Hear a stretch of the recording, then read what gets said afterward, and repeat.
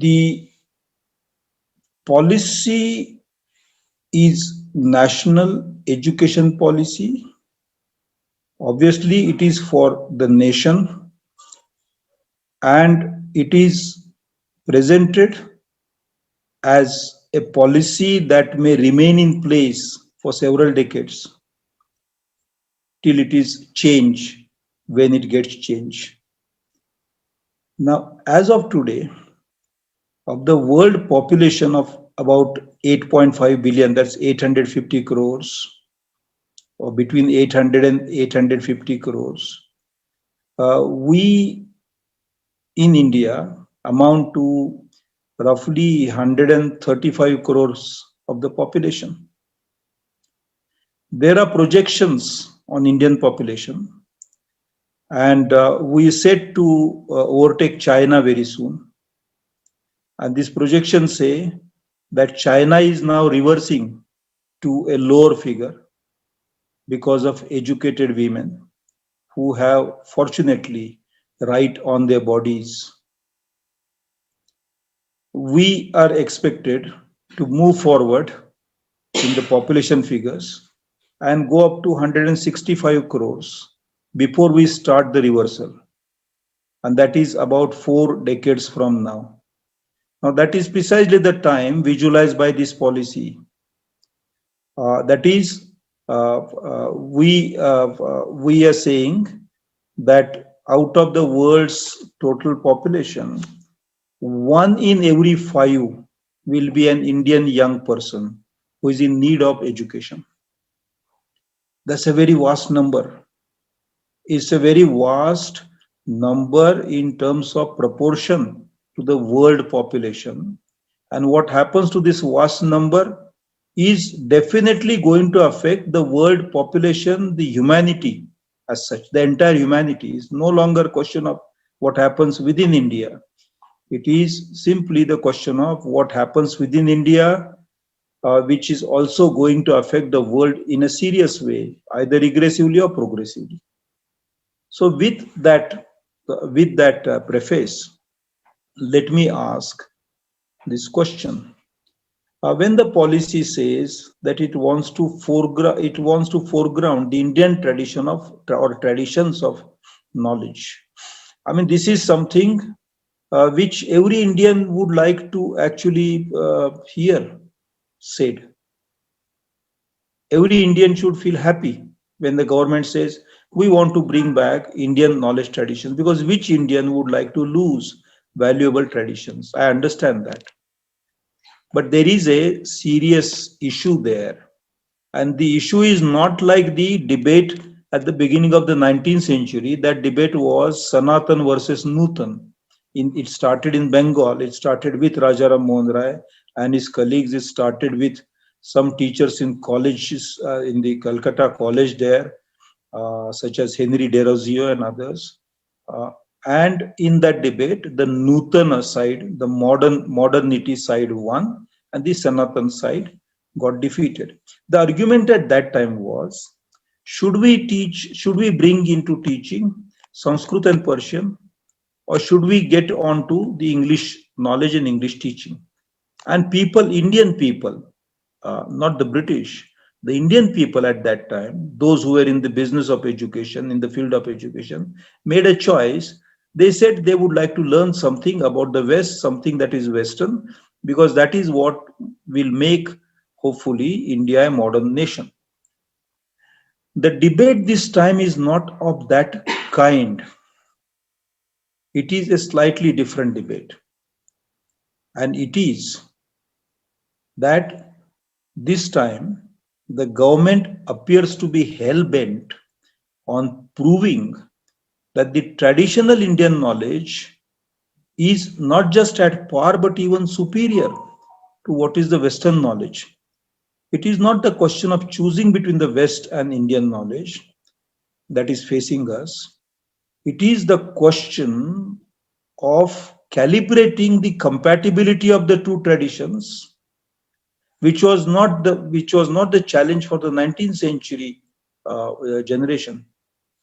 Calibrating the compatibility between the two traditions or two sets of traditions, because there is not just one single tradition of knowledge in India and a single tradition of knowledge in the West. So two sets of knowledge traditions, whether they are compatible, and if they are not compatible, does that leave us any choice? Uh, is the policy saying that you have that as well as this, and then you choose for yourself? Or is it saying that we want to privilege one set of traditions of knowledge or the other set of traditions of knowledge? I will dwell on this question a little bit before coming to the point why this policy simply is a betrayal of the young people in this country. So, the compatibility of the two sets of traditions. Did India, I mean, in all sympathy, in all enthusiasm, I ask this question and I answer it most generously. Did India produce any useful knowledge in the past? The answer is yes, of course, it did. I mean, Indians lived here, survived here for, they have been on this land for the last 45,000 years, as genetic tells us. They've been around for the last 7 or 8,000 years. As we know from the agricultural history, we know from the history, as history is written at least for 3 millennium, that is 1,000 years before Christ and 2,000 years after Christ. They've been around, and we know something about some existence even before that in the Indus Valley. That's roughly 5,000 years. We feel comfortable of talking about Indians, and they did produce knowledge related to metallurgy, architecture, medicine, mathematics, astronomy, hydraulics, building boats, growing crops, curing and treating people, arranging for transportation, making bullock carts. They knew metallurgy, therefore adding woodcraft to metallurgy. All those things they knew. I'm not denying that. But there was a certain method in knowing. There was a certain philosophical foundation which constituted these disciplines. And whether that philosophical method or method of constituting those knowledge fields will be compatible with the methods of constituting the knowledge fields that we know as Western knowledge, or knowledge which is now universal knowledge. And the answer there is, after a lot of careful thinking, my answer is no. I wrote a little book on this subject and I'm showing it to the audiences. It is called The Crisis Within Indian Knowledge and Education. And here in this book, I did not talk about problems of teachers and their promotions, or problems of students and overcrowding, or problems of having no classes or no labs. I discuss in that book precisely this question as to what has been the tradition of knowledge in India, how it is constituted. What has been the knowledge tradition in the West, how that has been constituted. A little more about this, with your permission.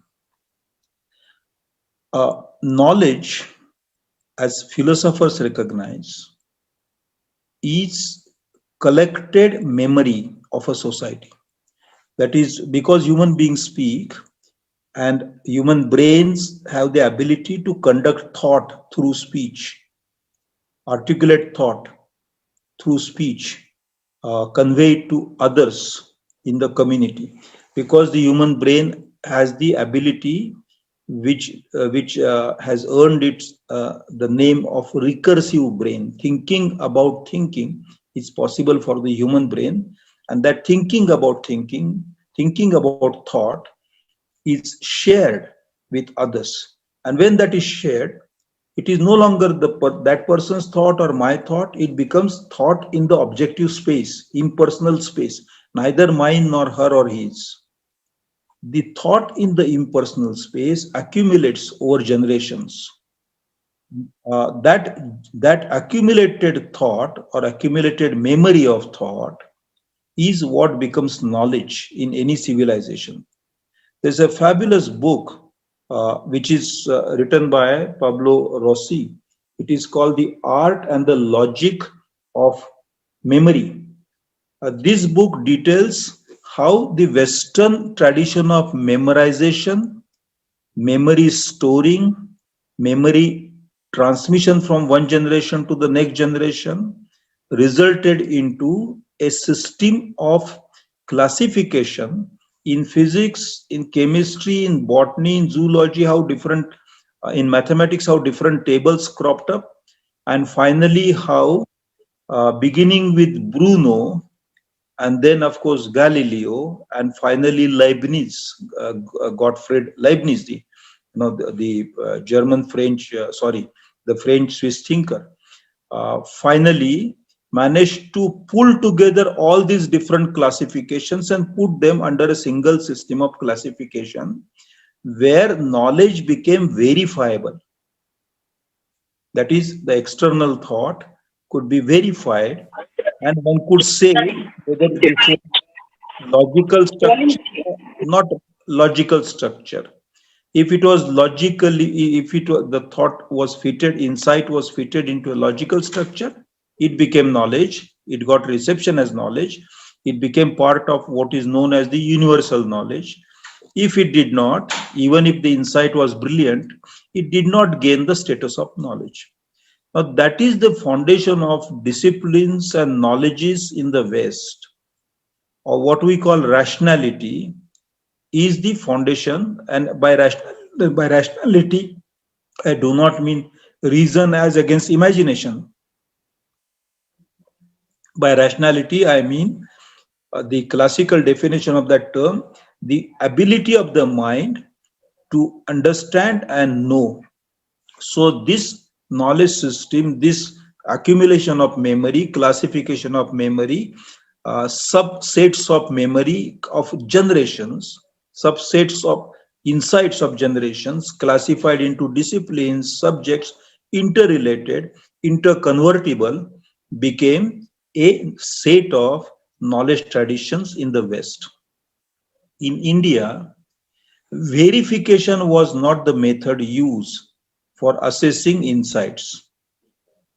Those, those traditions within India, whether they originate in the Buddhist thought or in the Upanishadic thought, depended more on prajna, that is, self-testified insight, self-testified realization. External testification, external testimony was not required. And the guru became the self-certifier of knowledge. What the guru had was knowledge. There's a brilliant conversation in in Panini about what is Upadishta, what is knowledge, what is well said knowledge. And Panini, being the cunning, brilliant, thinker he was, he said all that the shishtas say is Upadishta. That means the gentle folk know what it is. And who are the gentle folk, who are the shishtas? Then he says those who have got Upadishta are shishtas. So it's a circuitous definition. Knowledge has no external referee. This policy, this has been the tradition of knowledge building in India. I'm not saying that it is inferior knowledge, inferior to Western knowledge. I'm also not saying it is superior to Western knowledge. All that I'm saying is, in acquisition of a knowledge tradition, the mind gets a certain training, and that training can only be of a certain kind. I mean, if you are in a car and you want to drive it, you can drive it in the reverse gear and go back, or you can go forward, but you cannot go at the same time backward and forward in any given car in the world. Similarly, any mind in the world, the cognitive apparatus will be completely stressed, fatigued, and fail if two different types of accumulation of memory and classification of insights and testification or testimonies and proof and evidence or manner of reason, building of reason, causality are forced upon that mind. The mind will not learn. It will become an ugly go down of all kinds dumped in that godown, and it will not produce anything worthwhile. I think I said enough about this. There is one more thing to be said about the Indian tradition of knowledge. And there I will also say, in the Western tradition, knowledge created classes. And this term class itself is there from the first day of the child's entry in the school. The child enters a class in a school. And ultimately, when the child grows up in the Western tradition, that child gets into a social class. That's a blame. That's a blemish for the Western tradition. It's a hugely discriminatory tradition of education. Here, I'm not talking of knowledge, but talking of educational processes. In India, there have been two very major tragedies in the history of education. And just as we recognize the discriminatory Western education, we also must recognize and own the responsibility for that within our tradition. These two were, one was the caste and the other was colonialism. The caste colonialism, of course, brought these two traditions in confrontation. And finally, the wise forefathers that we had of the 19th century and the early 20th century decided that for modernizing India, we need to shed the burden that we have accumulated and get into a wider playing field of knowledge and accept a lot of Western knowledge. We did not accept it for music or cooking, but we did accept it for engineering and medicine to some extent. And we certainly accepted it in the field of architecture to a large extent.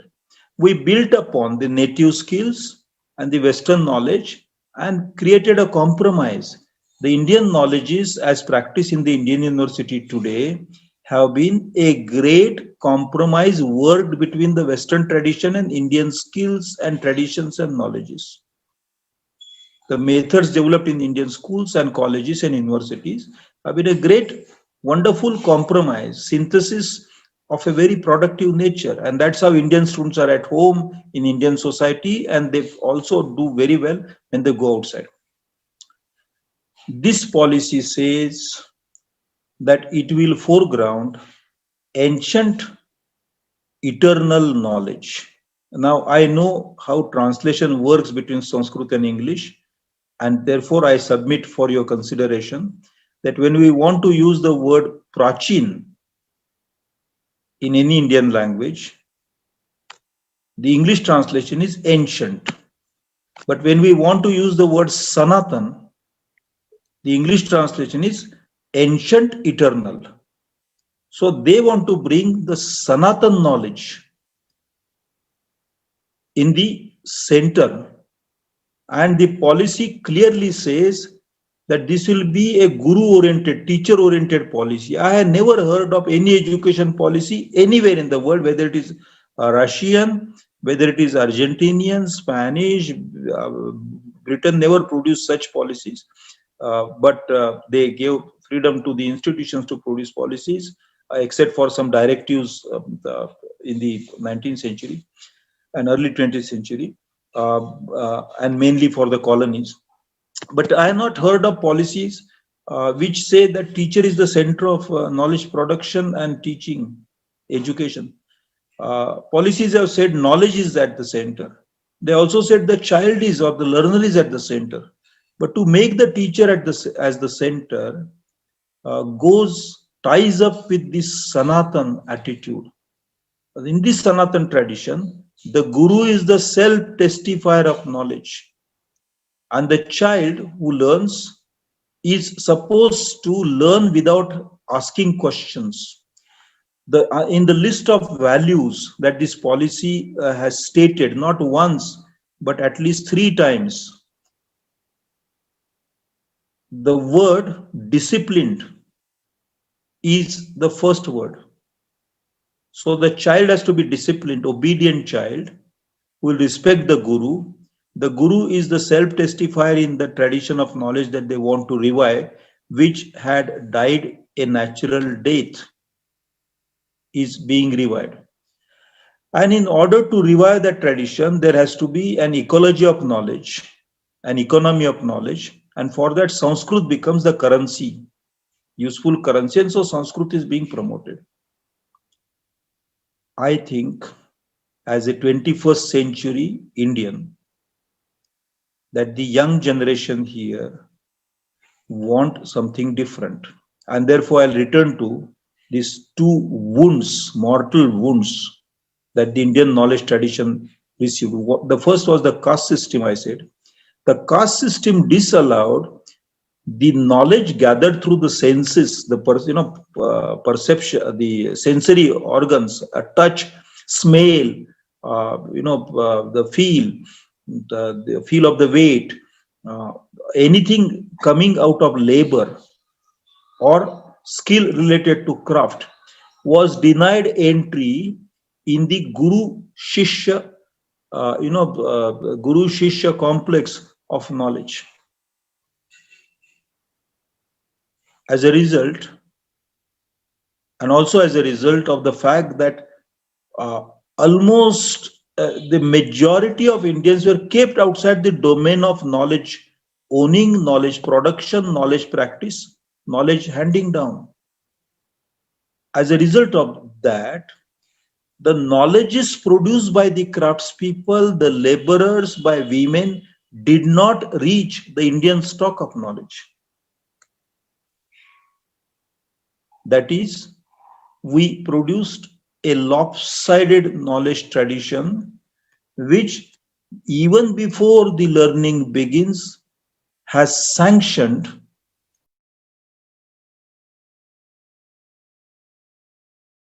and for gender. You know that in one of the Upanishads, a teacher asked the child, "And what is the name of your father?"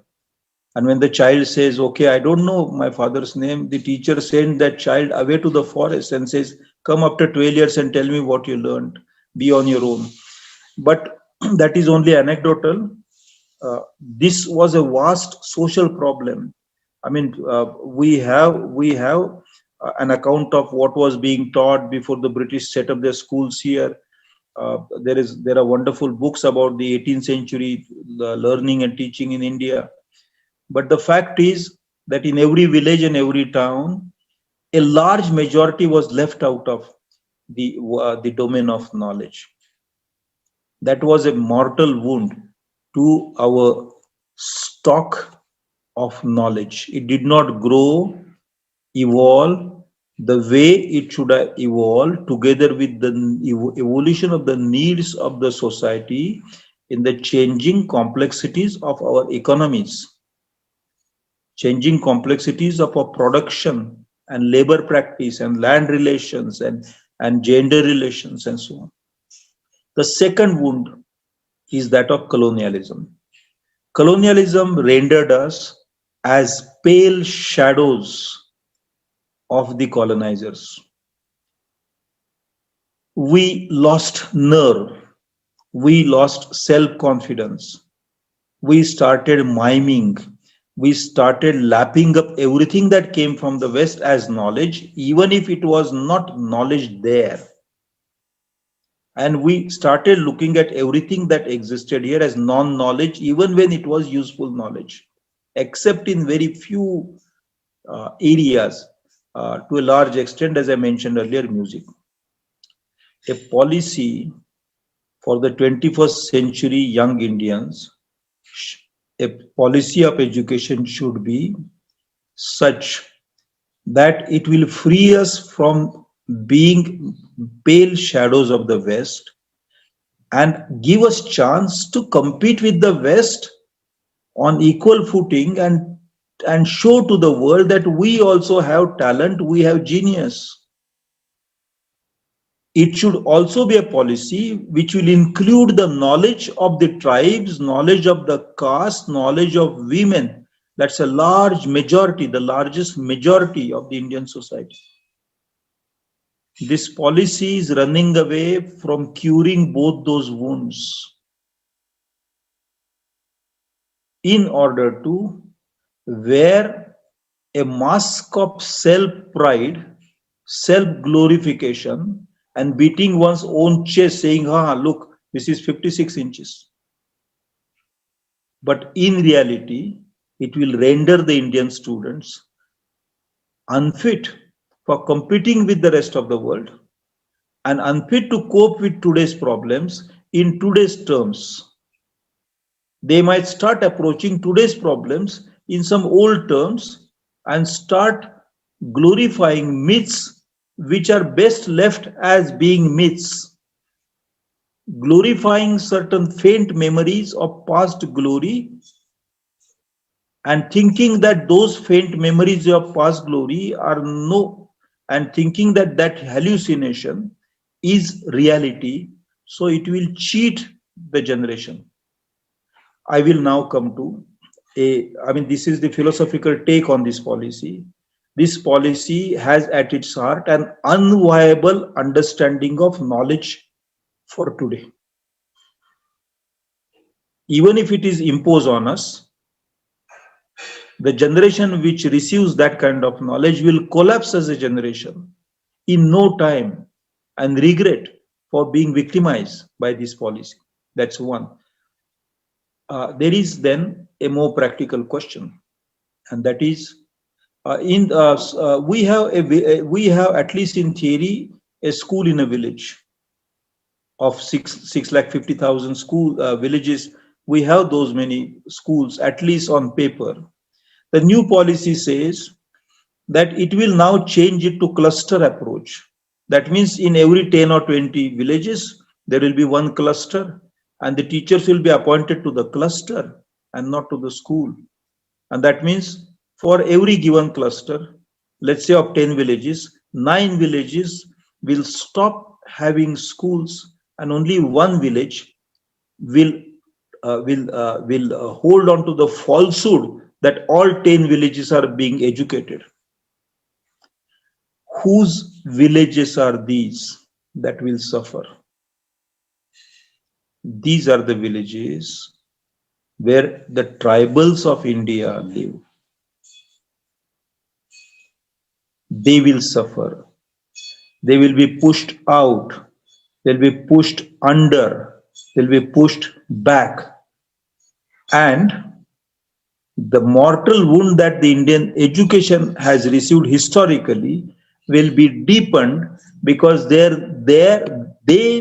not reaching the classroom means their knowledge will not reach the classroom.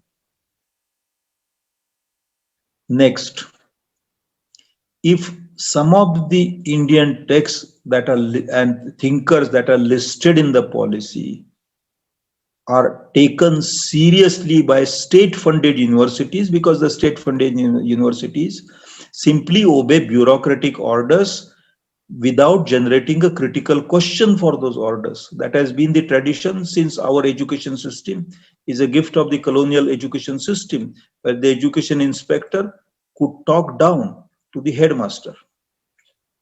If that happens, and if those thinkers and their texts are taken seriously, or allied texts are taken seriously, take it from me that Manusmriti will come to be seen as more sacred than the Constitution of India.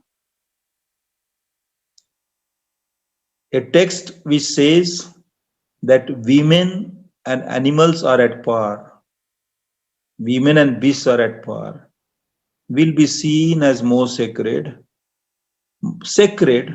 more than the text which says that all of us are equal. This education policy will deal a mortal blow to our idea of democracy.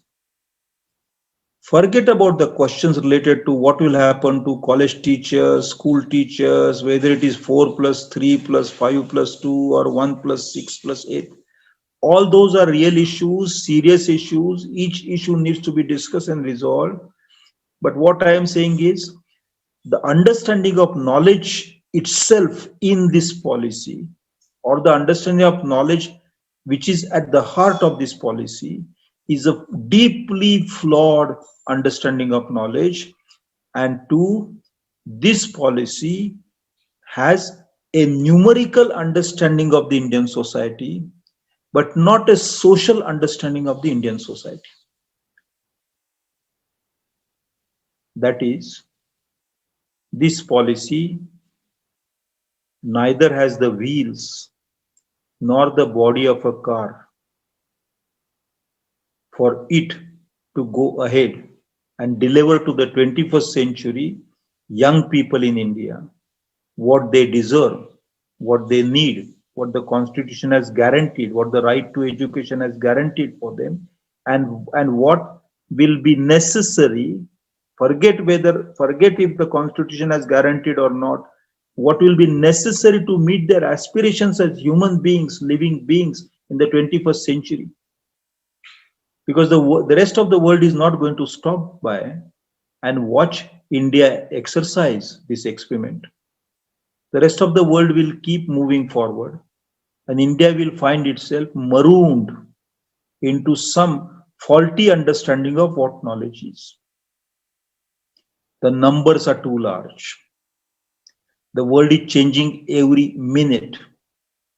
Knowledge is rushing ahead at a speed that is unprecedented. We're talking not just of entering the virtual world, but we're actually talking of entering space beyond the earth and attaining an escape velocity. I'm all for venerating, respecting old classics, but I like to respect them as old classics. I'm all for love for my country, but I love the people in the country and not some idea of the country generated in Nagpur. I am above all for those who were kept deprived of knowledge and education in the past. It is our country's obligation, moral obligation, moral responsibility, historical responsibility, which we must discharge. Fulfill the promise of making every Indian an Indian, equal in knowledge.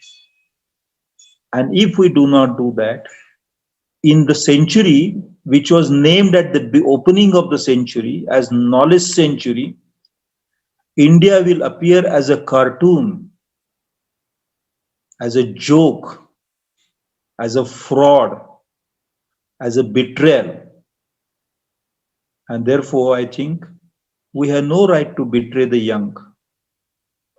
We should not. And if somebody is trying to do it, somebody who has no feel for what education is, what university is, we must oppose it in a single voice, because we owe it to Rajaram Mohan Rai, we owe it to Phule and Savitribai Phule, we owe it to Shahu Maharaj, we owe it to Periyar, we owe it to Ambedkar, and we owe it to the rest of the world. Think about this.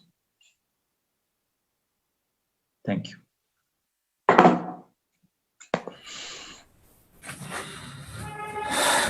That was quite an enriching talk by Dr. Ganesh Devi, sir.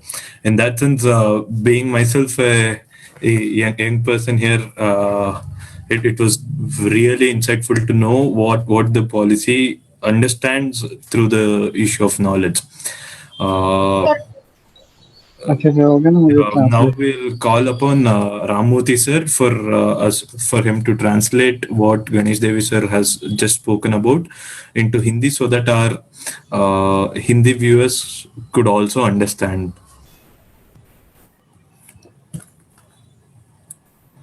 Ramurthy sir, if you could unmute yourself and help us summarize what Ganesh Devi sir has just spoken about.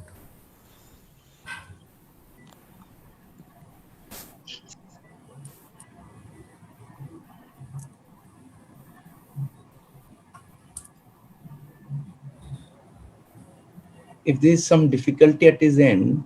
Yes, sir. Hello Yeah, hello are you able to hear me हाँ आप बोलिए आवाज आ रही. या okay, सभी को लाल सलाम, जिंदाबाद। प्रोफेसर गणेश देवी सर ने बहुत ही एंगेजिंग भाषण दिया, बहुत ही सबको अपने साथ बिल्कुल लगातार सुनने के लिए प्रेरित करने वाला भाषण दिया। लेकिन मैं पूरी कोशिश करूंगा कि अनुवाद के साथ न्याय कर सकूं। मुख्य रूप से उन्होंने जिन बातों को कहने की कोशिश की, सबसे पहले तो उन्होंने ये स्वीकारोक्ति दिखाई कि मैं इस सरकार को विभिन्न कारणों से नापसंद करता हूं और मुझे लगता है कि ये नकारात्मक सरकार है, इसलिए मेरे उसके बारे में पूर्वाग्रह है। पर इसीलिए मैं इससे नई पॉलिसी का विरोध नहीं कर रहा हूं, उसके विरोध करने के और ज्यादा गहरे कारण हैं जिनकी उन्होंने आगे जाके बात की। और उन्होंने कहा कि ये तो इसका कोई मतलब नहीं बनता कि जो इसकी आलोचना करें उन्हें खान मार्केट गैंग कह दें, अर्बन नक्सल कह दें या कुछ और जो है उपाधियों से विभूषित कर दें। असल मुद्दा ये है कि वो उसकी गहरी आलोचना से बचने की कोशिश है, जो ऐसे नहीं की जा सकती। तो गहरी आलोचना को हमें स्वीकार ही करना चाहिए। तो मुख्य रूप से उन्होंने दो बिंदुओं के आधार पे इसकी आलोचना की है, और जैसा उनका शीर्षक भी है, वो कहता है कि नई एजुकेशन नीति युवाओं की आशाओं के साथ धोखा है।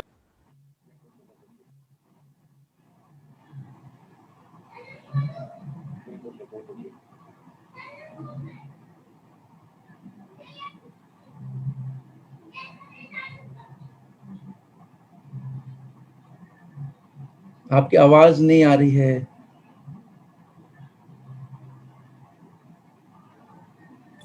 I think Ramurthy sir connection is not so good today, or he has muted himself. Ramurthy ji unmute कीजिए। हाँ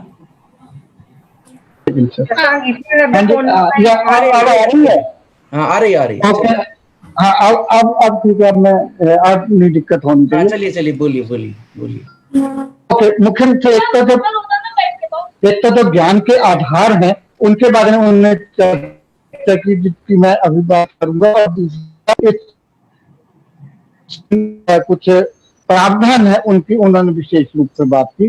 पहले ज्ञान के संदर्भ में उन्होंने बहुत ही विस्तार से इसके दार्शनिक आधारों के ऊपर एक आलोचनात्मक जो है अपनी वक्तव्य दिया है, जिसमें सबसे पहले उन्होंने इस बात से शुरुआत की कि मुख्य रूप से 19वीं शताब्दी में अगर हम देखते हैं कि उस समय के जो भारत के समाज सुधारक थे, राजा राम मोहन राय और हेनरी डरोजियो वगैरह, उनमें एक बहुत ही जो है गंभीर बहस हुई, जिसे हम नूतन और सनातन की बहस के नाम से जानते हैं, जिसका मुख्य मुद्दा ये था कि राजा राम मोहन राय और कुछ दूसरे लोग ये कह रहे थे कि हमें आधुनिक पश्चिमी ज्ञान को हासिल करना चाहिए, और संस्कृत और ज्ञान और फारसी में उपलब्ध ज्ञान क्योंकि आधुनिक आवश्यकताओं के अनुसार नहीं है, इसलिए इसकी जगह आधुनिकता पर आधारित ज्ञान को हासिल करना चाहिए जो अंग्रेजी में है। इसके बरक्स बहुत सारे लोग ये कह रहे थे कि हमें भारतीय ज्ञान को ही हासिल करना चाहिए। उसके बाद दूसरा मुद्दा उन्होंने ये कहने की कोशिश की, ये सवाल उठाया कि भारतीय ज्ञान पद्धति की मुख्य रूप से क्या समस्याएं हैं। तो मुख्य रूप से ये समस्याएं उन्होंने चिन्हित करने की कोशिश की कि इस बात में कोई दो मत नहीं है कि भारतीय ज्ञान परंपरा है, और भारत में काफी सारा ज्ञान पहले से जो है वो व्याप्त था, जिसमें वो कहते हैं कि इस ज्ञान को हम सिंधु घाटी की सभ्यता से कम देख सकते हैं, जो आज से लगभग 5000 वर्ष है, जिसमें धातु का विकास, मेटलर्जी, शिप बिल्डिंग, बोट बनाना, बुलकॉट बनाना, किसी किस्म का गणित वगैरह काफी सारे विषय थे जिनके ज्ञान हासिल था, लोगों को ज्ञान प्राप्त था।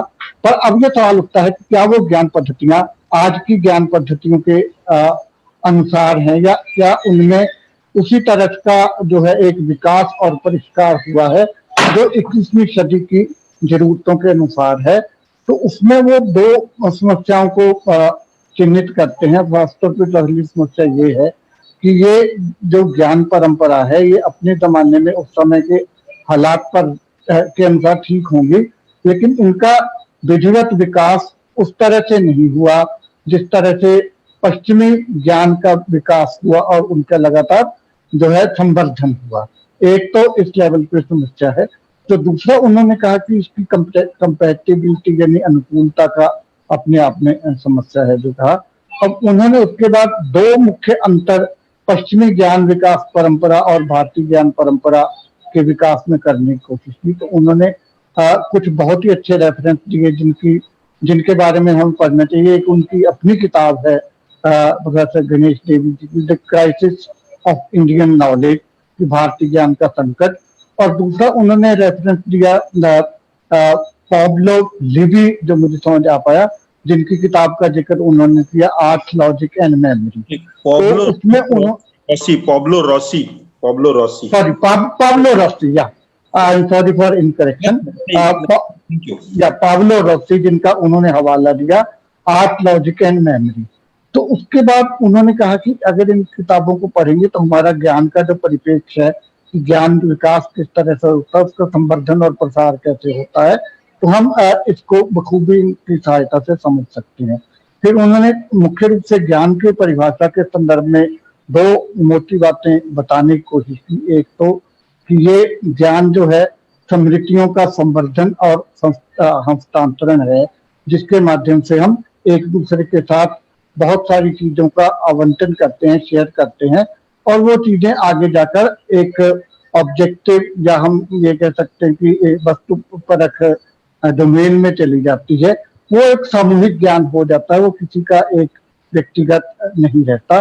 फिर उन्होंने इस बात का विस्तार से जिक्र किया कि पश्चिम परंपरा में ज्ञान का संवर्धन किस तरीके से हुआ। उन्होंने कुछ उदाहरण दिए, ब्रूनो, ग्लालियो और लिवी जैसे लोगों ने किस तरह से अलग अलग जो ज्ञान के तरीके हैं उनको दस्तावेजीकृत किया और ये परंपरा विकसित की कि ज्ञान किस तरह से वेरीफाई या उसका एक दूसरे तथ्यों से पुष्टि हो सकती है। अब भारतीय ज्ञान और पश्चिमी ज्ञान परंपरा के दो बड़े मुख्य फर्कों की उन्होंने बात की। पहला फर्क तो यह है कि पश्चिमी ज्ञान परंपरा जो है वो वेरिफिकेशन, क्रॉस इन्वेस्टिगेशन या दूसरों द्वारा पुष्टि करने या तथ्यात्मक रूप से एक क्रॉस चेकिंग के ऊपर आधारित है, जबकि भारतीय परंपरा में गुरु से ज्ञान जो हासिल होता है वो एक तरह का सेल्फ टेस्टिफायर है कि उसकी स्वपुष्टि ही होती है, स्वपुष्टि होती है, उसकी पुष्टि का कोई और तरीका नहीं है। तो उन्होंने पाणिनि का भी एक हवाला दिया कि पाणिनि उसको किस तरह से ये परिभाषित करते हैं कि जो उसका मतलब कुल सार ये है कि जो गुरु ने कह दिया वो एक तरह से ज्ञान है, उसमें किसी तरह की टेस्टिफिकेशन की जरूरत नहीं है। और वो बुद्ध परंपरा को भी जो प्रज्ञा जिसको कहा गया, जो इसका पॉलिसी में भी ये शब्द जिक्र किया गया है, प्रज्ञा ही मानते हैं, जिसका मतलब है कि जो सेल्फ एक्वायर्ड नॉलेज है या जो सेल्फ टेस्टिफाइड नॉलेज है वही है। उसमें ना तो विद्यार्थियों से सवाल करने की अपेक्षा की जाती है और ना इसको किसी तरह से वेरिफिकेशन की मांग की जाती है। तो ये एक मुख्य रूप से भारतीय ज्ञान परंपरा और जो पश्चिमी ज्ञान परंपरा का है फर्क, वो फर्क उन्होंने गिनाया। और इसी आधार पर उन्होंने ये बताने की कोशिश की कि जो ज्ञान हमने मान लीजिए 5000 साल पहले हासिल किया था, वो ज्ञान 21वीं सदी में क्यों प्रासंगिक नहीं है, क्योंकि उसके संवर्धन की पद्धतियों का हमने लगातार विकास नहीं किया। वो वही है जो 5000 साल पहले की थी और उनमें आज की आवश्यकताओं के अनुसार बदलाव नहीं किए गए हैं। एक तो ये दार्शनिक आधार उन्होंने इस अंतर के दिए, जिसकी वजह से उनको लगता है कि भारतीय ज्ञान परंपरा जो है बहुत ही आज की तारीख में सीमित है। और उसका जो वाहन उन्होंने बताया कि इसमें ढूंढा गया कि ये संस्कृत भाषा के माध्यम से प्रसारित किया जाएगा, उसकी अपनी सीमाएं हैं, जिसका उन्होंने जिक्र किया कि मतलब उनमें कई विषयों का शायद आपको साहित्य ना मिले, कई विषय जो हैं उनको बहुत विस्तार से व्याख्यात किया गया या उनकी कंसिक्वेंसी अभी मतलब उनको जानने वाले भी कम है। फिर दूसरे उन्होंने एक बहुत महत्वपूर्ण मुद्दा उठाया कि भारतीय शिक्षा पद्धति के दो उन्होंने मोर्टल बूंद की बात की, जैसे हम अमिट दाग कह सकते हैं हिंदी में, कि ना मिटने वाले दाग हैं। एक जाति प्रथा और दूसरा उपनिवेशवाद का असर, या उपनिवेशवाद ने जो हमें दिया। जाति प्रथा के बारे में उन्होंने काफी विस्तार से बताया कि किस तरह से बहुत सारे लोगों को ज्ञान के दायरे से बहिष्कृत किया जाता रहा, उसके बारे में हम सब काफी वाकिफ हैं। उसके उदाहरण उन्होंने दिए कि वो ज्ञान कुछ ही जातिवाद की वजह से कुछ ही लोगों तक सीमित करके रख दिया गया। और दूसरा, उपनिवेशवाद के संदर्भ में उन्होंने विशेष रूप से कहा कि हमने उपनिवेशवाद को एक तरह से कई मायनों में एक तरह से जो है वो बिल्कुल सही टेक इट फॉर ग्रांटेड या एकदम सही मान लिया, और उसकी अपेक्षित विवेचना भी कई जगह पे नहीं की, जिसका वजह से हमने कई ऐसी चीजों को भी ज्ञान के दायरे में शामिल कर लिया या ज्ञान मान लिया जो शायद हमारे लिए प्रासंगिक नहीं थे। फिर उन्होंने ये कहा कि 19वीं और 20वीं शताब्दी के भारतीय विद्वानों ने इस लेवल तक ये दूरदर्शिता दिखाई कि उन्होंने पश्चिम और भारतीय ज्ञान के कई पक्षों को मिश्रित करके एक ज्ञान का ढांचा विकसित करने की कोशिश की, जिसमें प्रमुख रूप से पश्चिमी अभियांत्रिकी या इंजीनियरिंग, पश्चिमी आर्किटेक्चर या पश्चिमी विज्ञान शामिल थे। और उसी तरह से उन्होंने कुछ चीजों को भारत में कई लोगों द्वारा जो इस्तेमाल किए जाने वाले कौशल हुनर थे, भारतीय संगीत था, भारतीय खान पान है, इसको हमने बनाए रखा, जो काफी अच्छा मिश्रण था। आज का संकट ये है ज्ञान के दार्शनिक संदर्भ में, दार्शनिक आधारों के संदर्भ में, कि ये जो पाश्चात्य ज्ञान है और ज्ञान पद्धतियां हैं, ये आज की तारीख में तर्कसंगत प्रतीत नहीं होती। अगर ऐसा ही ज्ञान प्रदान करते रहे तो शायद हम शायद हम एक दिन उस स्टेज पे पहुंच जाएंगे जहां हम एक चुटकुलों का ही खजाना बन के रहेंगे। लोग हमें पे हमारे चुटकुले बनाएंगे, जोक बनाएंगे, हंसेंगे, हमें एक कार्टून की तरह समझेंगे, क्योंकि हम बहुत सारी चीजों से नावाकिफ होंगे और बहुत सारी चीजों के बारे में हमें पता नहीं होगा क्या होगा। आज की इस सरकार और इस पॉलिसी की त्रासदी ये भी है कि हम आत्मगौरव तथा कथित आत्म स्वाभिमान से इतने अभिभूत हो गए हैं कि हम उसके चलते ज्ञान के वास्तविक प्रसार कहाँ पहुंच गया है या कहाँ तक हम मतलब दुनिया आगे बढ़ रही है, उसको भी हम जो है वो नहीं देख पा रहे, उसको जानबूझ के नजरअंदाज करना चाहते हैं। और क्योंकि भारत आने वाले वर्षों में, आने वाली सदी में जनसंख्या की दृष्टि से सबसे बड़ा देश होगा, और भारत में जो भी होगा उसके जनसंख्या के बड़े भाग के ऊपर बड़े गहरे प्रभाव पड़ेंगे। इसलिए ज्ञान के संदर्भ में हमें ये लगता है कि इस नीति के जो निहितार्थ हैं वो हमारी पीढ़ियों के विकास और हमारी पीढ़ियों की जो प्रगति है उसको बिल्कुल अवरुद्ध करने वाले हैं। इसलिए हमें इस नीति को न केवल रद्द करना चाहिए बल्कि उसका पुरजोर विरोध एक स्वर से करना चाहिए। दार्शनिक ज्ञान के दार्शनिक आधारों के अलावा उन्होंने नीति के जो सुझाए गए कुछ प्रस्ताव हैं उनमें कुछ की चर्चा की, जिनमें से 2-3 बिंदु जो उल्लेखनीय रूप से हमें मुझे लगता है कि समझने चाहिए।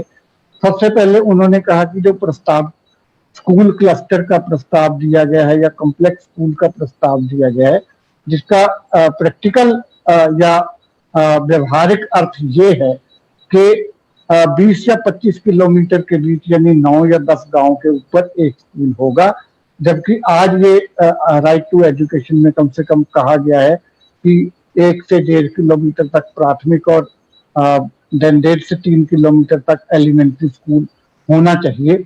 ये क्लस्टर स्कूल का प्रस्ताव इस व्यवस्था को खत्म करने जा रहा है, और हम इस भ्रम में रहेंगे कि एक गांव है जो और 9 गांव को भी एजुकेटेड कर रहा है, और उसमें मार्जिनलाइज कौन लोग होंगे? वो लोग होंगे जिनके पास संसाधन कम है या जिनकी इस ऑलरेडी जो एक जो जिसको हम कहेंगे कि चाटुकारिता पर आधारित व्यवस्था बन रही है, उस सिस्टम का हिस्सा नहीं होंगे, ऐसे लोग उससे छूटेंगे। इसके बारे में उन्होंने उल्लेखनीय रूप से कमेंट किया कि इसलिए हमें इसको बिल्कुल जो है एक बार पूरे जोर शोर से रद्द करना चाहिए। फिर एक बड़ी महत्वपूर्ण ज्ञान के पक्ष में बात छूट गई थी, जो मुझे लगता है हम सबको जानना और समझना जरूरी है कि ज्ञान का मतलब जो ज्ञान सृजित हो रहा है उसमें भारत में बहुत सारे तबकों के ज्ञान को नजरअंदाज किया गया है। मजदूरों का मतलब जो भी श्रम आधारित ज्ञान है, महिलाओं का ज्ञान है, मजदूरों का ज्ञान है, जो आदिवासी क्षेत्र हैं, ट्राइब हैं, कबीले हैं, उनका अभी भी उसको स्वीकार करती हुई नहीं लगती, जो हमारे विकास के लिए बहुत ही जो है नकारात्मक पक्ष है। अगर आप भारतीय ज्ञान परंपरा की बात करना ही चाहते हैं तो ऐसे सब श्रम आधारित ज्ञान के बिंदुओं को शामिल किए बिना उसे हम भारतीय ज्ञान किसी तरह से नहीं कह सकते। और दूसरा उन्होंने एक बड़ा महत्वपूर्ण पक्ष मेरे ख्याल से एक ये भी कहने की कोशिश की कि ये जो शिक्षा है कुल मिला के ज्यादातर लोगों को शिक्षा से बाहर निकाल देगी और केवल कुछ ही लोग हैं जिनको शिक्षा मिल पाएगी। एक आध चीज शायद मैं मिस आउट कर रहा हूं, तो मुझे लगता है कि चर्चा में हमारे साथी उसमें जोड़ेंगे। तो मुख्य रूप से ये बातें गणेश देवी सर ने कही और मुझे लगता है कि हम सबको ये काफी एंगेजिंग था, शायद हम सबको इसमें काफी मजा आया होगा। Thank you so much. Thank you so much, Ramurthy sir. I believe it's never an easy job to probably translate Ganesh Devi sir's work because it comes from immense knowledge and experience as well. Uh, Thank you so much for summarizing it for us. I'll probably now request Vikas Gupta sir or Indrani Datta ma'am to initiate discussion with Ganesh Devi sir before we move on to take up some questions that have come in. Vikas sir. Okay. Indrani, is Indrani? Okay. It was really, I mean, not just enlightening, but I must say, Professor Devi, your presentation was also musical.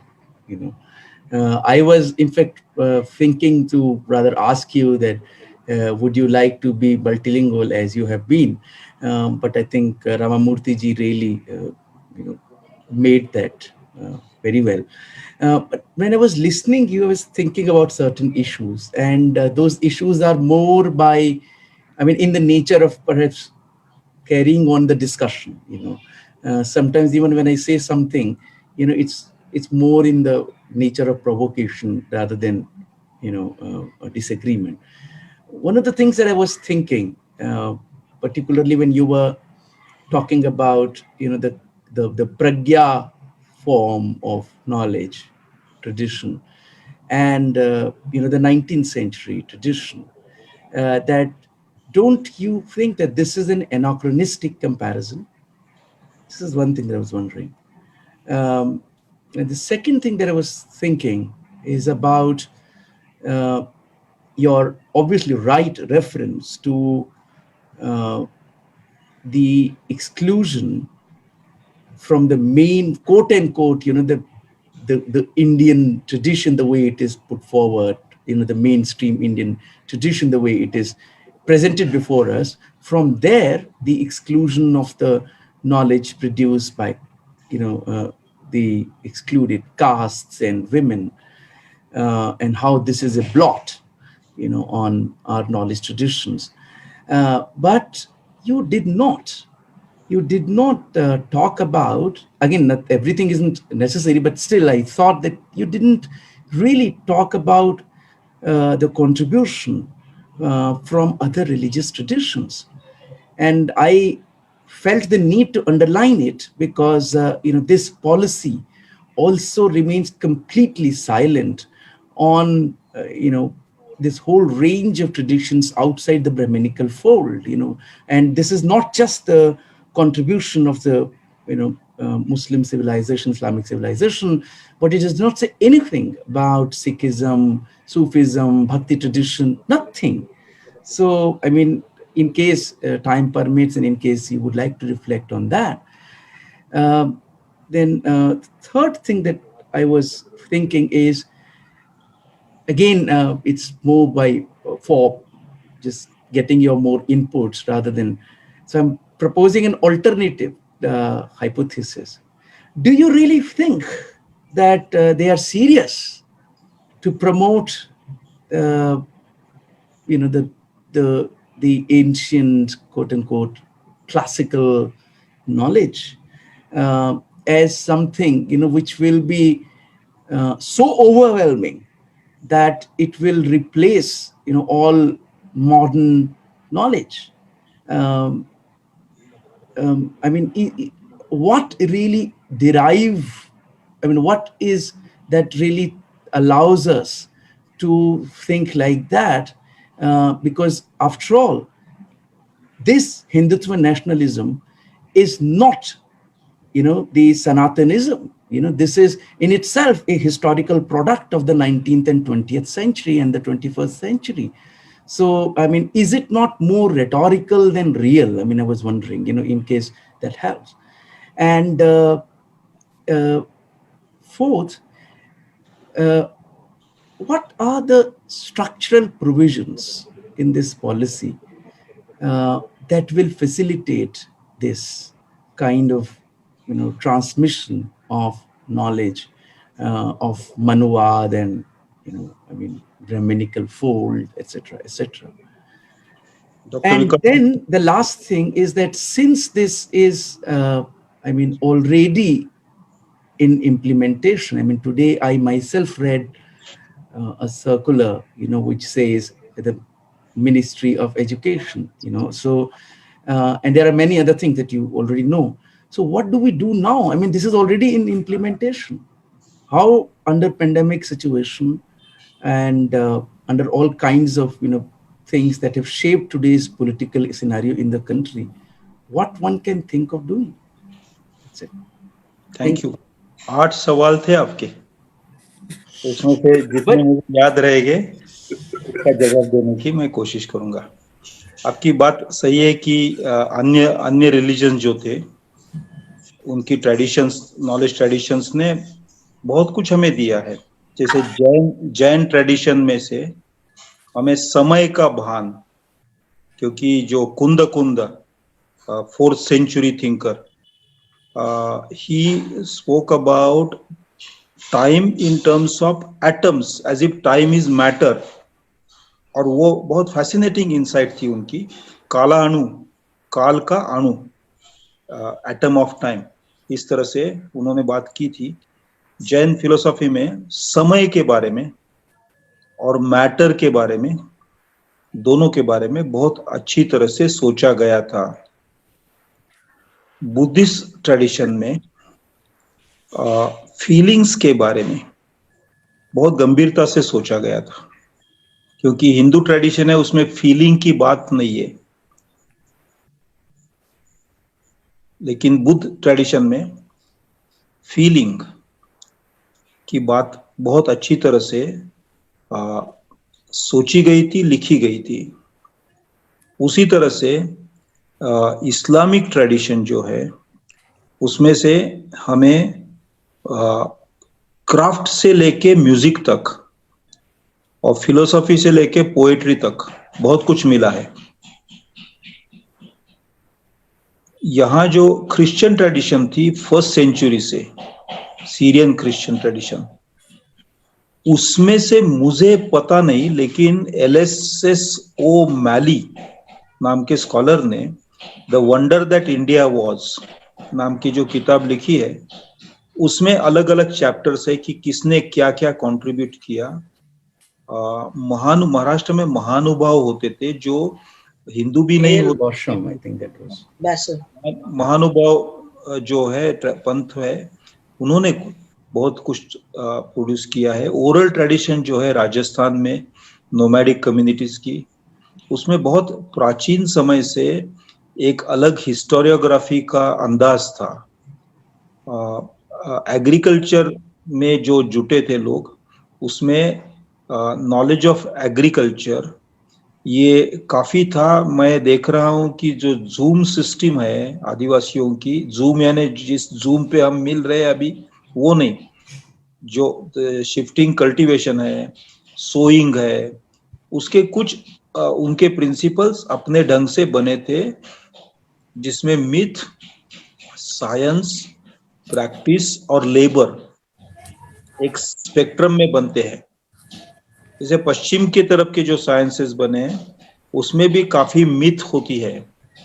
उसमें history as a western science, history और historiography as a western science, उसमें आरंभ का जिक्र होता है और अंत का जिक्र होता है। तो वो उसे अंग्रेजी में टेलियोलॉजी हम कहते हैं कि समय का भान वो जूडो क्रिश्चियन ट्रेडिशन से लाया हुआ, उसके आधार पे वो साइंस बना है। बहुत सारे धर्मों ने दिया है, तो मुझे तो बहुत अच्छा लगता है। मैं डाइवर्सिटी में बहुत विश्वास रखता हूँ, बल्कि हमारा देश अगर एक है तो केवल डाइवर्सिटी है, इसलिए एक देश है, ऐसे मैं मानता हूँ। और डाइवर्सिटी जिंदा रखने के लिए जब भी मैं कोशिश कर सका जिंदगी में, तो अपनी यूनिवर्सिटी की नौकरी छोड़ के मैंने डाइवर्स कल्चर्स, डाइवर्स लैंग्वेजेस उसके पीछे घूमता रहा। आई एग्री विथ यू, इस पॉलिसी में उसका नामोल्लेख भी नहीं है, ये डाइवर्सिटी का। और वो मुझे बहुत ही भयावह लगता है, डरावना लगता है कि डाइवर्सिटी की तरफ इनका लिप सिंपैथी से और कुछ नहीं है। ये बोलते कि देसी भाषा जिंदा रखने के लिए हम ये पॉलिसी लाए हैं, लेकिन जिस तरह से भाषा को स्थान दिया है उस पॉलिसी में, जोगा सिंह जी ने तो बहुत अच्छा लेक्चर दिया इसके बारे में, इसलिए मैं रिपीट नहीं करना चाहता। लेकिन आधे से ज्यादा जो नॉन शेड्यूल लैंग्वेजेस है इस पॉलिसी के जरिए मर जाएगी 10 या 15 साल में, बहुत बड़ी संख्या में। खैर, वो एक मुद्दा है डाइवर्सिटी का आपका। दूसरा है कि इन्होंने अगर इम्प्लीमेंट किए तो हम क्या कर सकते हैं। तो हम जो भी कर सकते हैं वो हमें संवैधानिक ढांचे में ही करना है। लेकिन संवैधानिक ढांचे में इकट्ठा होने का अधिकार है हमें, और अभिव्यक्ति का अधिकार अभी भी है। और अगर देश के 750 या 60 यूनिवर्सिटी, 780 यूनिवर्सिटीज है, उस हर यूनिवर्सिटी में हम अभिव्यक्त होते हैं कि ये पॉलिसी नहीं चलेगी, तो इम्प्लीमेंट करते हुए भी ये पॉलिसी पे रोक लगाना पड़ेगा गवर्नमेंट को। मैं आपको एक एग्जांपल देता हूँ। सिटीजनशिप अमेंडमेंट एक्ट पार्लियामेंट में पास हुआ, लोकसभा में हुआ, राज्यसभा में हुआ, और राष्ट्राध्यक्ष ने भी उसके ऊपर स्वाक्षरी की। तो हम कह सकते थे कि कानून तो हो गया। अब पार्लियामेंट से एक अंडू कैसे करना, कानून तो बन गया है, बच्चा पैदा हुआ है, उसको वापस वूम में कैसे डाल सकते हैं, नहीं हो सकता। लेकिन जब छोटे माइनॉरिटी की औरत भी साहस लेके रास्ते पे उतरी, तो सरकार को वो कानून इंप्लीमेंट करने पे रोक लगानी पड़ी। ये तो कानून भी नहीं है, पॉलिसी है। इस पॉलिसी को लेके कानून बनने वाले हैं अब पार्लियामेंट में। बहुत सारे कानून बदलने पड़ेंगे, क्योंकि आप जानते हैं डॉक्टर विकास गुप्ता की यूनिवर्सिटी का जब एग्जिस्टेंस होता है, बर्थ होता है, तो एक तो असेंबली या तो पार्लियामेंट के कानून से यूनिवर्सिटी बन सकती है। एडमिनिस्ट्रेटिव ऑर्डर से यूनिवर्सिटी बन नहीं सकती। यूनिवर्सिटी वो एक प्राचीन यानी पिछले 100 साल से चला आया एक हम कानूनी गुरु दायरा है, एक तरीका है। तो अभी तो कानून बनने वाले पार्लियामेंट में, उसके लिए जो रेगुलेटर्स है वो, उसकी बात मैंने की नहीं आज, क्योंकि आपके अगले मंगलवार और शुक्रवार को भी सब्जेक्ट चाहिए आपको कुछ। रेगुलेटर्स के वर्टिकल जो बनाए हैं वो इतने परेशानी पैदा करने वाले हैं कि पूछिए मत। ने जो जो एक वर्टिकल होगा वो निगरानी रखने वाला होगा, दूसरा वर्टिकल होगा वो पेडागोजी वाला होगा, इस तरह से जो किया है उससे एक का ताल्लुक दूसरे के साथ नहीं होने से पूरा क्योस पैदा होगा। ये चाहते हैं और हाँ, ये चाहते हैं। और अपने गिरीश कर्नाड, मैं धारवाड़ में रहता हूँ, गिरीश कर्नाड का गाँव है। गिरीश कर्नाड का तुगलक आपने देखा होगा नाटक, उसमें तुगलक जब कानून बदलता है, तुगलक ने डीमोनेटाइजेशन किया था, तो उस समय दो ठग कैरेक्टर से उसमें वो लोगों के पास से पैसा इकट्ठा करते हैं। तो unofficial agents of the government will collect huge amounts from educational institutions because of lack of coordination between the regulators. आप देखिए, अगर ये पॉलिसी आई और उस तरह से रेगुलेटर्स बने तो 10 या 15 साल के बाद मैं लाइटर वेन में कह रहा हूँ, जोक के रूप में कह रहा हूँ, आप कहीं कोट मत कीजिए, लेकिन हर लड़का या लड़की शादी करते समय वो बोलेगा कि ये रेगुलेटर्स के साथ जुड़े हुए कुछ पद पे हो ऐसे ही शादी करनी है, क्योंकि वहां बहुत पैसे मिलते हैं। वो करप्शन का मार्केट होगा, इस अभी भी है ही, वो खत्म करने के बजाय उसको उन्होंने open market for educational corruption, education से जुड़ा फिनेंशियल करप्शन वो बना दिया है। क्योंकि इनके बहुत सारे सांसद अपनी संस्थाएं चलाते हैं। आप उड़ीसा में जाके देखिए या तो आप साउथ में जाके देखिए, तो वहाँ पैरामीटर्स पूरे नहीं करे तो भी इंस्टीट्यूट ऑफ एक्सलेंस का स्टैंप लगाया गया। कुछ जगह तो बच्चा पैदा भी नहीं हुआ उसके पहले उसको डिग्री अवार्ड की गई थी। जियो नाम की एक यूनिवर्सिटी की केस आपको शायद आप भूले नहीं होंगे अभी तक। तो दैट इज द थिंग। बाकी जो कंपैरिजन की बात कही, मैं 19th सेंचुरी के शुरू में मॉडर्निटी और ट्रेडिशन में बहुत बड़ा डिबेट हुआ था, उससे पूरा समाज चर्निंग हुआ था, सामाजिक चर्निंग, बड़े बड़े थिंकर्स ने उसमें हिस्सा लिया था और उसको लेके फिर मॉडर्निटी की तरफ भारतीय मन अट्रैक्ट होने लगा। उस डिबेट का और आज के डिबेट का जो ये सरकार ने हमारे सामने रखा है कि आपको इंडियन ट्रेडिशन वाला नॉलेज नहीं चाहिए, कि आप देशद्रोही है, आप अंग्रेजों के या इटालियन नॉलेज के गुलाम है, इस तरह का जो डिबेट है उस दोनों में कंपैरिजन नहीं हो सकती, ये मैं बात कर रहा। बाकी समय कम था, ऐसे बहुत भी था, इतने 30 मिनट 40 मिनट में बहुत कुछ कह सकते हैं, कोशिश की मैंने, लेकिन और ज्यादा समय होता तो और ज्यादा कहता। और मैं दूसरी बार लाइटर वेन में ये कह पाऊंगा कि आपको समय मिले तो मेरी वो किताब crisis with in Indian knowledge पढ़ने से आपके बाकी के 3-4 सवाल का जवाब मिलेगा। Thank you. Thank you so much, sir. Indrani ma'am, if you have any questions for... Yeah, thank you. Thank you so much, Imran, Professor Devy. It's really, so enlightening and, really, like you have just touched at the root of the whole entire education policy. So far, we are more concerned with what would be its effect upon the disempowered or deprived groups and all those in that line we are thinking. But what you have said is much more dangerous. And it's going to change the entire knowledge tradition. I mean, it's unthinkable, like it's, what you have said, like we can go back what the writings of what used to happen during 18th century, 19th century before pre-independence and the type of things that were happening, like if you are going to have regress to that kind of a society, that kind of a mindset, then I mean, I don't know really, it's so dangerous, so frightening, like that is what you have said. It's really, we need more, like maybe we will organize more, we will want to more in our webinars. Indrani Datta ji, no, you want to ask question or should I respond to what you said? I have one more question to you. I mean, this is of course you will say, and there, Modi ji, I mean the Prime Minister, he used to say that, like in this policy, we will teach how to think rather than what to think.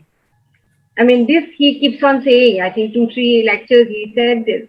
I mean, this is very, like scary to think, like it will make people think, it will make students think how to think and rather than what to think. But I think that it's both. Yeah, I mean, this policy would try to make us how to think and what to think as well. Maybe I'd like to hear more from you about this regarding this. And this, others I have got the answers. ये है कि अगर किसी बच्चे को हम बुलाए room में और उसको ऑर्डर करे कि थिंक, और वो बच्चा डरा है, तो वो थिंक नहीं कर सकेगा। इंटिमिडेशन के एटमॉस्फेयर में नॉलेज ग्रोथ संभव नहीं है।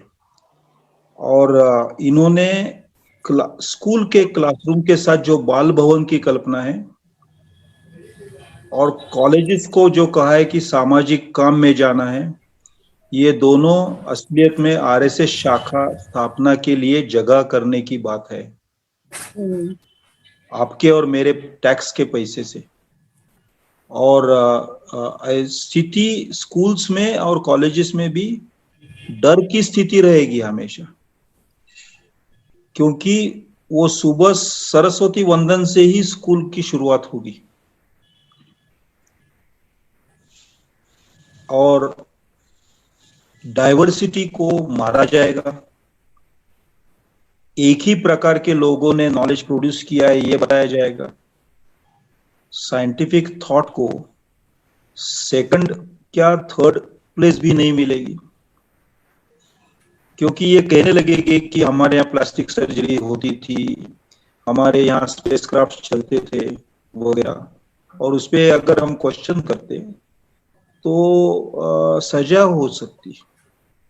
इस तरह का डर पैदा किया जाएगा। तो इसलिए we will teach students how to think. ये तो होगा नहीं, व्हाट टू थिंक भी नहीं होगा।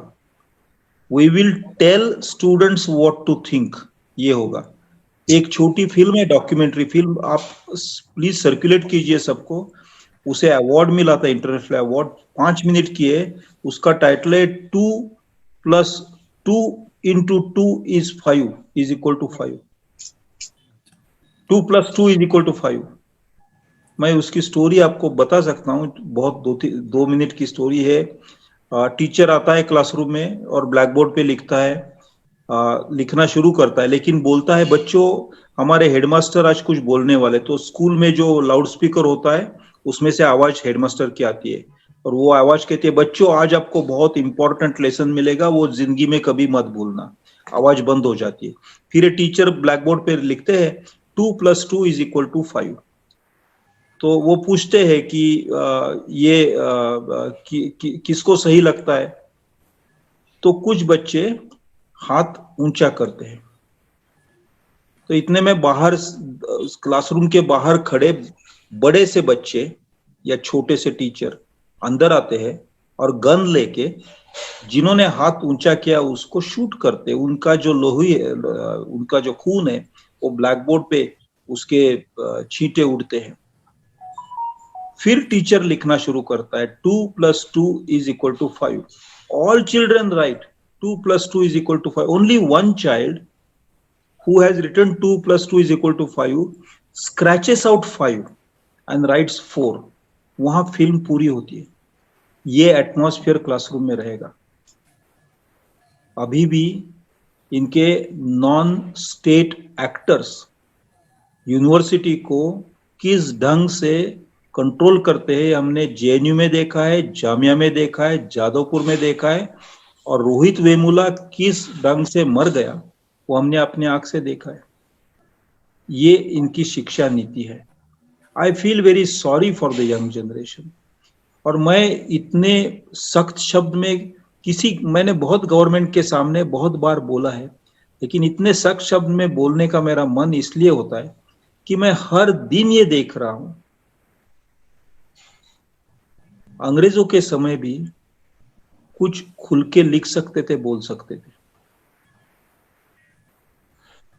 लेकिन मैं इंद्रानी जी आपको एक भरोसा देना चाहता हूं कि हमारे यहाँ 1909 जब बोलने पे दबाव आया था, उसी समय टैगोर रविन्द्रनाथ भी थे। बल्कि गीतांजलि को नोबेल प्राइज 2-3 साल के बाद ही 1912 में मिला था। और रविन्द्रनाथ ने एजुकेशन के बारे में जो लिखा है, वो पॉलिसी इन्होंने सेंट्रल क्यों नहीं बनाई? बंगाल के हर किसी ने पूछना चाहिए, आपने रविंद्र की अनदेखी कैसे की? रविन्द्रनाथ होते हुए एजुकेशन की फिलोसफी आपने उनकी क्यों नहीं ली? इन्होंने शुरू में अरविंद घोष का एक शब्द कोट किया है without giving quotation marks. Aurobindo Ghosh का एक ऐसे है नेशनल एजुकेशन, उसका कोटेशन मार्क बगैर इस्तेमाल किया है, एक सेंटेंस का चोरी की है। It's a plagiarism. I have done PhD on Aurobindo, so I can point out that sentence. But the spirit of Aurobindo of knowing from all streams of knowledge, Latin, Greek, Sanskrit, सभी जगह से सभी दरवाजे और बारियां खुली होनी चाहिए। दुनिया से जितने भी जहां से वायु पवन आता है आने दीजिए। We will stand firmly on our ground. इतने अच्छे एजुकेशनल फिलोसोफर्स 20वीं सदी में हमारे देश में हुए, जे कृष्णमूर्ति, अरविंद घोष, रविन्द्रनाथ टैगोर, महात्मा गांधी, JP नायक। मैं यानी एक कितने उसमें मुस्लिम है, क्रिश्चियन है, हिंदू है, सब है, साइंटिस्ट है, अच्छे कोसंबी है, बुद्धिस्ट है, अंबेडकर इज देयर। उन सब की फिलोसॉफी लेके पॉलिसी क्यों नहीं बन सकी? क्यों केवल गोलवलकर और हेडगेवार के शब्दों में पॉलिसी बनी है? That is the question. That question should be raised on every campus, in every mind. हमें सरकार गिराने में या चलाने में कोई इंटरेस्ट नहीं। I feel bored with the subject of government and politicians. But I am interested in knowledge. I have been a teacher from the age of 20. I am 70 now. 50 साल मेरी जिंदगी के इसी फील्ड में मैंने लगाए, स्कूल में, कॉलेज में, यूनिवर्सिटी में, लिखने में, आदिवासियों के साथ। They need knowledge. They are thirsty for knowledge. उनको हम बिट्रे कर रहे हैं, असलियत में उनका हम विश्वासघात कर रहे हैं। चलो, मैं ज्यादा वेदना होती है मुझे बोलते समय, शायद मैं बंद करना चाहूंगा। मेंटली मैं डिस्टर्ब हो जाता हूँ इसलिए। Professor Devy, I'm Madhu Prasad. Yes. And I want to thank you for what has been an absolutely wonderful talk. You have stirred up what you wanted. You're right that within a certain period of time, there's only so much you can take on. And there are to be other lectures as well. But I think the biggest takeaway that I take from your lecture is you're saying that if this policy is implemented, it will make a parody of education. And of India. And of course, A of joker. learning, of education, of India and of its people. But I also share with you the confidence that despite the government having learned from the anti-CAA movement, they have already started sending out circulars through governments in Manipur and in other states in the Northeast, telling teachers that they are not permitted to criticize any policy or the government. They have applied service rules on the teachers. But I still think I share your confidence. And I'm sure your lecture will actually encourage people to take this path. I share your confidence that we will not accept this policy lying down. I want to thank you so much for today. जिंदाबाद मधु जी। जिंदाबाद। दूसरा थोड़ा हल्का मैं आपको बताता हूँ, हमारे यहाँ मीडियोक्रिटी बहुत है। वो मीडियोक्रिटी जो है, it will beat this policy, क्योंकि उसका implementation it will make a pulp of this policy, और हम जहाँ थे वैसे वापिस पहुंच जाएंगे। तो इस भरोसे के साथ, with great faith in our mediocrity, we should and we will win. We will win. I agree with you. Thank you. Okay, good night everybody. Shashank, do you want to read anything from the viewers? Sir, if I may be permitted, could I read To out? quickly read, I mean, it's up to him, whatever he wants to respond, given the limitation. Sure.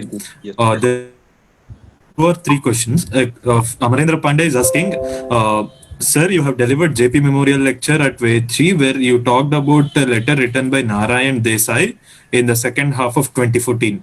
What I understand is that Narayan Bhai wrote about the role of larger society in the newly developing political atmosphere in the country. How will you link up NEP 2020 with the fears expressed by Narayan Bhai in his letter?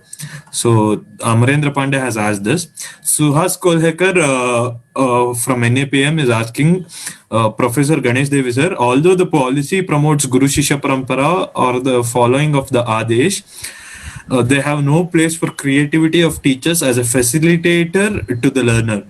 On the contrary, this whole fraudulent exercise seems to be just to promote World Bank sponsored STARS project and impose online content they want in the name of knowledge and replace the teachers. Could you please comment on it? He has also noted that Dr. Pradnit Tadvi, a tribal doctor who was also forced to commit suicide in the series of suicides of research scholars in the country. From our Facebook page, there is a question from Vignesh Human.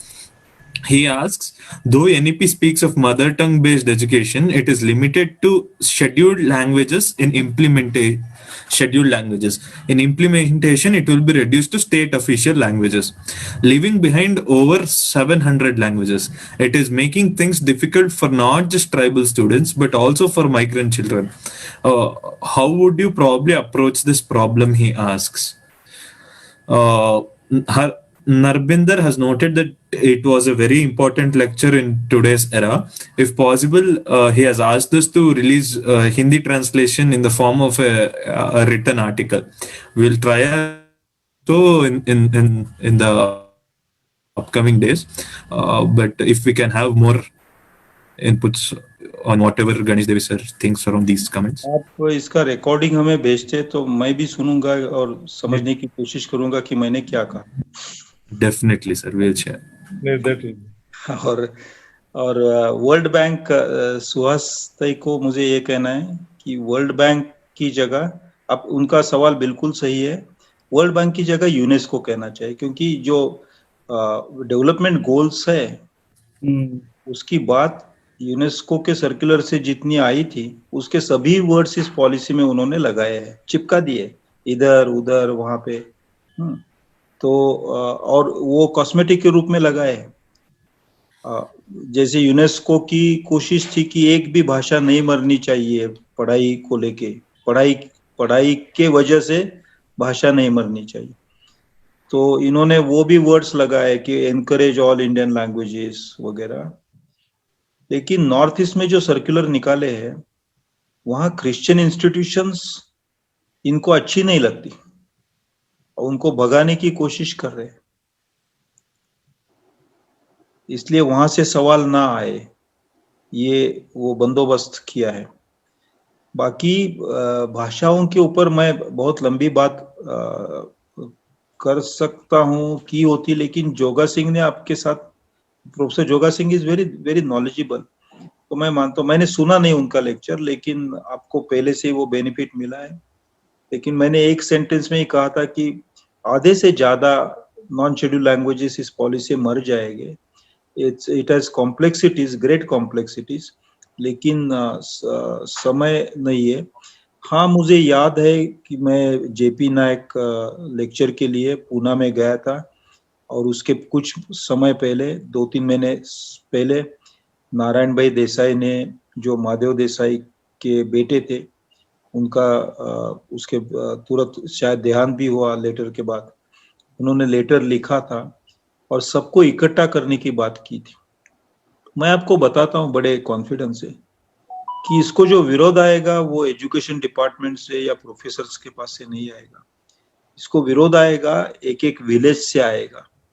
अब देखिए, अभी schools शुरू नहीं हुए, academic साल शुरू नहीं हुआ, लेकिन देहात के लोगों को शिक्षा का महत्व बहुत है इसलिए कि उनके पास जमीन, अब आदिवासी की जमीन पहले 3 जनरेशन पहले 12 या 15 एकड़ होती थी, 2 जनरेशन पहले 6-7 एकड़ होती थी, अभी आधा एकड़ बनी है जमीन, आधा या 1 एकड़ जमीन।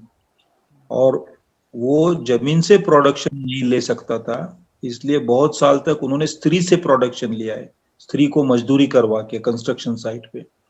लेकिन अब उसकी हेल्थ कंडीशन इतनी खराब है, मैं वो जस्टिफाई नहीं कर रहा हूं, मैं आपको डिस्क्रिप्शन दे रहा हूं, मैंने आंख से देखा है, उसके सामने उसके खिलाफ बहुत काम करने की प्रयत्न किए मैंने। अब उससे भी उनको आमदनी नहीं है, इसलिए उनके दिमाग में है कि बच्चा पढ़े। बच्चे को आज वो मोबाइल फोन खरीद के देते इसलिए नहीं कि वो टॉय और खिलौना है, इसलिए उनको लगता है कि मोबाइल देने से ये पढ़ रहा है, तो लोन निकाल के बच्चों को मोबाइल देते हैं, लैपटॉप लेके देते हैं, बच्चे की ट्यूशन फी भरते हैं 10-10 हजार, 15-15 हजार। That is the only aspiration. इसलिए मेरे लेक्चर में मैंने कहा था उनके जो एस्पिरेशंस है उसका हम बिट्रेल कर रहे हैं। सबसे ज्यादा प्रतिकार इस पॉलिसी को विलेजेस से आएगा, और वो आएगा, जरूर आएगा। वो मोबिलाइज करने की जरूरत नहीं है, क्योंकि इसकी इसका इसकी जो धग है, इसके जो क्या कहे, उसकी जो हीट लग रही है, ज्वाला से ताप लग रहा है, वो देहात में लग रहा है, जिसके पास पैसे नहीं उसको लग रहा है। उनको जैसे नागरिकत्व कानून में तो केवल बांग्लादेश से आए लोगों की बात थी, उनकी संख्या कम थी, तादाद कम थी। लेकिन इस समय इस पॉलिसी से जिनके ऊपर असर होने वाला है, उनकी तादाद आज अगर 135 करोड़ पॉपुलेशन होगी, और उसमें से कम 40 करोड़ जो स्कूल से लेके हायर एजुकेशन तक उम्र के या तो स्किल ट्रेनिंग में होने चाहिए, इतने तादाद होगी, तो इसे कम से कम 15 से 20 करोड़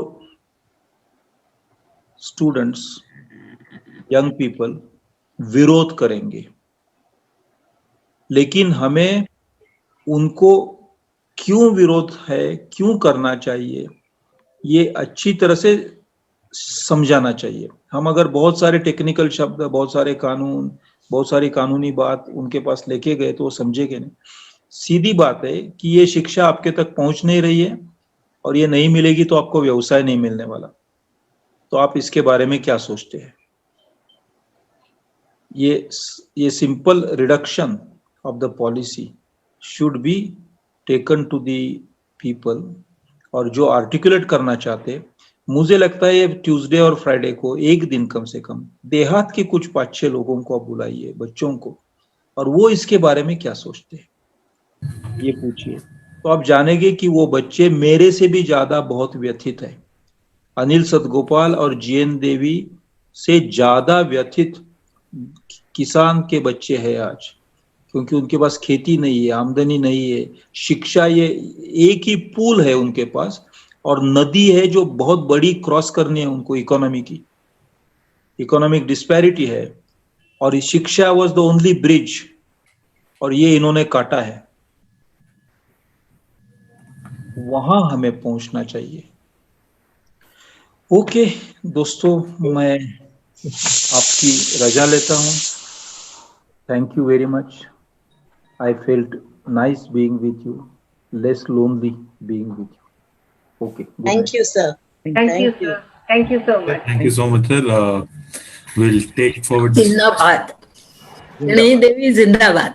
Thank you. जिंदाबाद। हम लड़ेंगे और गांव के बच्चे तो लड़ेंगे, उनका साथ भी देंगे, और आप भी हमारे साथ रहोगे। आप इस फोरम पे 2 घंटा 3 घंटा समय रख के किसानों के बच्चों को बुला के उनको सवाल पूछिए, छोटे छोटे सवाल, तो आपको इस पॉलिसी का भविष्य क्या है, तस्वीर क्या है, कुंडली क्या है, सब पता चलेगा।